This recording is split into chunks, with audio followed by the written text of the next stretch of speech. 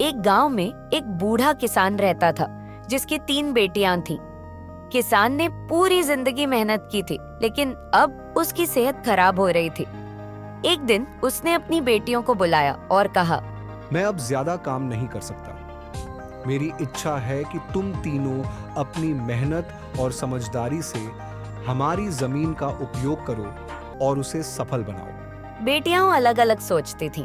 बड़ी बेटी ने कहा, पिताजी, मैं खेत में गेहूं उगाऊंगी और अपने हिस्से को बेचकर पैसा कमाऊंगी। दूसरी बेटी ने कहा, मैं फलदार पेड़ लगाऊंगी ताकि लंबे समय तक हमें फल मिले। छोटी बेटी जो सबसे शांत और समझदार थी बोली, मैं जमीन पर कुछ समय लगाए बिना फैसला नहीं करूंगी, पहले इसे समझूंगी।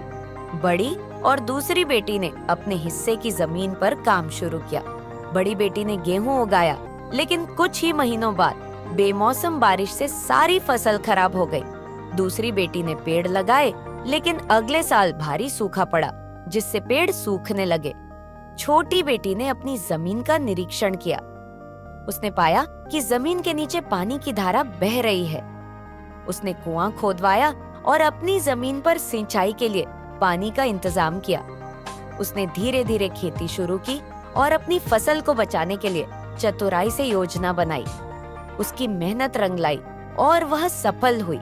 एक दिन किसान ने तीनों बेटियों को बुलाया और उनसे पूछा, तुमने अपनी जमीन का कैसे उपयोग किया? बड़ी बेटी ने कहा। पिताजी, मैं फसल नहीं बचा पाई। दूसरी बेटी ने कहा। मेरी कोशिश भी असफल रही। छोटी बेटी ने मुस्कुराते हुए कहा, पिताजी, मैंने पहले जमीन को समझा और फिर मेहनत की। अब हमारे पास पानी भी है और फसल भी। किसान ने कहा, अब सफलता उन्हीं को मिलती है जो पहले सोचते हैं, फिर समझते हैं और फिर काम करते हैं। जीवन में सफलता के लिए मेहनत के साथ समझदारी और धैर्य की भी जरूरत होती है।